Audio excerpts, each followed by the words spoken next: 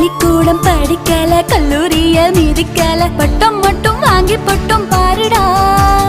புத்தகத்தில் கூட இல்ல எத்தனையோ பாடங்களை சொல்லும் பட்டம் வாத்தியாரு தானடா. காத்து